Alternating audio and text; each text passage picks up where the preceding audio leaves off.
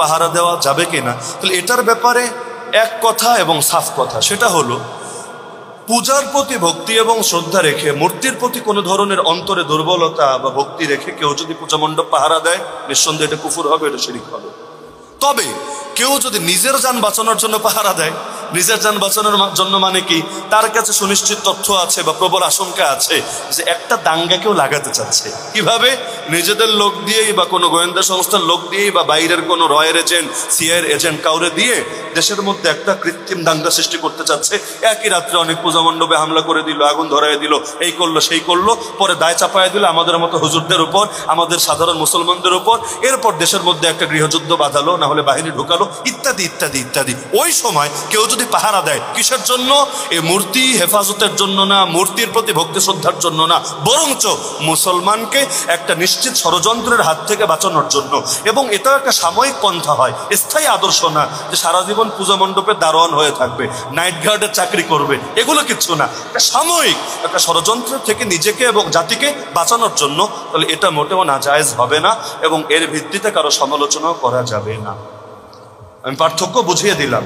কেউ যদি ভক্তি শ্রদ্ধা থেকে করে তার ঈমান খতরায় পড়বে, এবং কেউ যদি নিজেরা বাঁচানোর জন্য করে তাহলে সেই ক্ষেত্রে সতর্কতার সাথে যদি করে শর্ত সাপেক্ষে বৈধ হবে। সতর্কতা বুঝেন?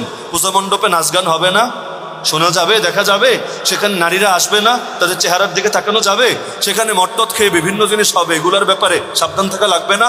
তবে এটা বলে আমি শেষ করি, তবে সামনে পূজা আসছে না, আল্লাহর ওয়াস্তে এই কুবুদ্ধিগুলো মাথা থেকে বের করেন, একটু বাস্তবতা বুঝতে শেখেন। পূজার সময় অনেকে উদ্যোগ নিয়েছে যে আমরা 2 জন 4 জন মিলে বিচ্ছিন্নভাবে রাতের বেলা আমরা পাহারা দিব। আচ্ছা দিলেন, তবে এখানে পাহারা দিতে গিয়ে যদি হিতে বিপরীত হয় তাহলে কি হবে? মানে কি? মানে হলো আপনারা 4 জন গেলেন, 5 জন গেলেন, তারা বিশাল এক টিম করে আসলো, এসে নিজেরাই ভাঙলো, ভাঙার পর আপনাদেরকেই বললো যে হাতে নাতে ধরে ফেলেছি, এরাই এসেছে এটা ভাঙার জন্য।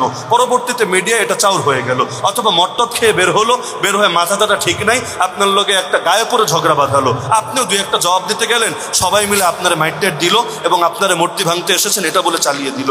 তো লাভ কি হবে? লাভের চাইতে তো ক্ষতি বেশি হবে।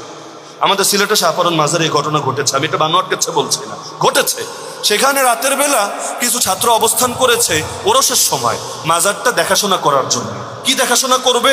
যে এবছর তারা উদ্যোগ নিয়েছে, এখনো আপনারা শাহপরান মাজারে গেলে দেখবেন জায়গায় জায়গায় লেখা আছে সেজদা দেওয়া নিষেধ, এখানে মদ বিড়ি গাঞ্জা খাওয়া নিষেধ, নারী পুরুষের অবাধ ফ্রি মিক্সিং নিষেধ।